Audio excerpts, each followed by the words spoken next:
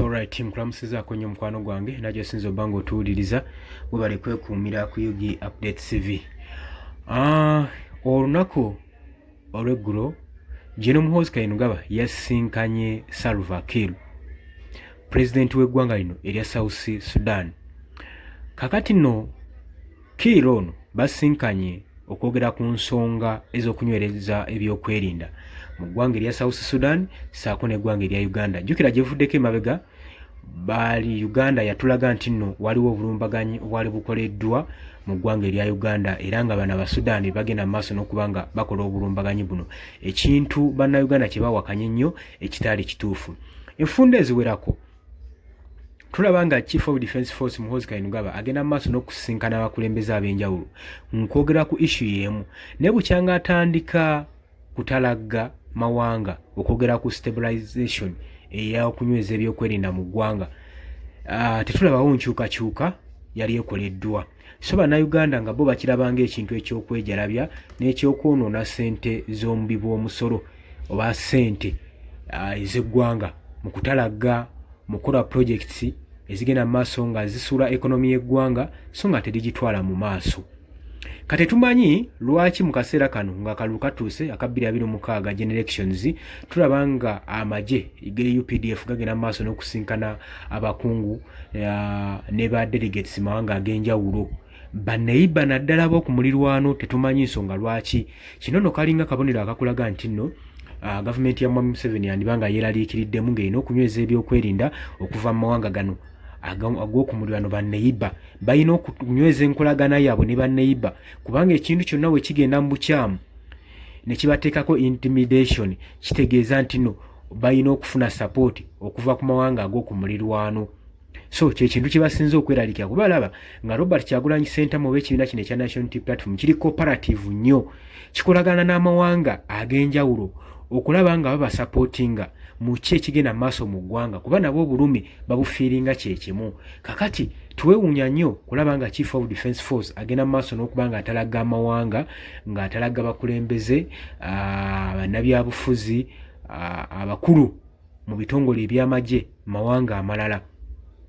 Okutya ne paniki byebyo baana baliwo mu kaseera kano. So kitegeeza ki? Nti gwenda munnayuganda gy'oli pulaninga nga kyopulaninga olowooza ku future y'eggwanga n'engeri gy'oyinza okuzimba eggwanga lyo okugenda mu maaso, kubanga bannayuganda ku guno omulundi guno basituse nga bagamba nti ekimala kimala.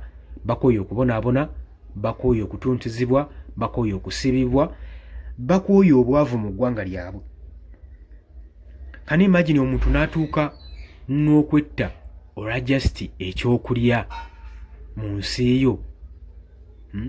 Nyina ebintu bingi byengenda okulaga gyogenda olabirako.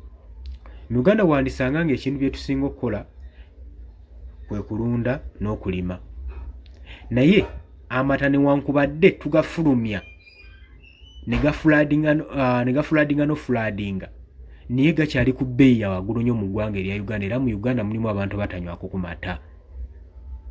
Amatooke y'emmere gye tu-exportinga n'okweexportinga okugenda mu mawanga ag'enjawulo, naye nga ffe waffe wano emmere tennatumala. Kani imagine mu kikwetaagisa ssente obwanana bw'ensimbi okulya ku nkota y'ettooke wano mu Uganda, ate ng'emmere gye muwa abeebunaayira n'ebamala mugijja wano wammwe mu Uganda. Kati bye bimu ku nsonga ezeetaaga okukyusa ze changes munnayuganda ze yeetaaga okufokasingako, okutunuulira, okusobola okulaba ng'anyweza eggwanga lye nga yeeyagalirako mu ggwanga lye. Bannange ebintu bino tubyogera temulowooza nti nno oba tukoye bukoye bukulembeze, tetukoye mukulembeze wabula tukoye system gavumenti gyefugiramu eggwanga, okulaba nga egaggawazaako abalala basigala nga baavu, okulaba nga ecunya abalala ate abalala nesigala nga bo ebasuuliddeyo kabega. Kati ze zimu ku nsonga ezinyiga bannayuganda. So singa gavumenti yammwe oba gavumenti yaffe yali etuyambyeko okubanga ebalansinga ekintu kino, wandirabye nga eggwanga lyeyagala era twandiyagalidde mu ggwanga lyaffe. So abatuula kumpi ne gavumenti, abakungu, ensonga eyo mugibatuuseeko musharinga evidiyo eno basobole okumanya waawe waaba buwa eggwanga we lyabawabako, waawe waaba we baawabira, okusobola okulaba nga bava ku mulamwa, okulaba nga munnayuganda agamba what come May ekijja kijje tugenda mu protest vote. Kati ensonga esinga obbanyiga Oli ku Yugi Updates TV watanda tweyungako kirya wansi wali ekigambo subscribe kikoneko obeere ng'otweyungako. Abali mu diaspora mbatumiddeko nnyo omukulembeze ali eyo. Tuli ku live mujja kweri. Abagenda maaso musharinge live eyo mugendeyo mutuukeyo mulabe omukulembeze ali mu diaspora abadde atalagga. Mwebale musanyukira mwebale nnyo abantu b'omu Amerika bawagira enkyukakyuka mu Uganda tubatumiddeko nnyo. Mbagaliza weekend ennungi ffe kwetuli era nga tukyabaweereza mbagala nnyo mweraba.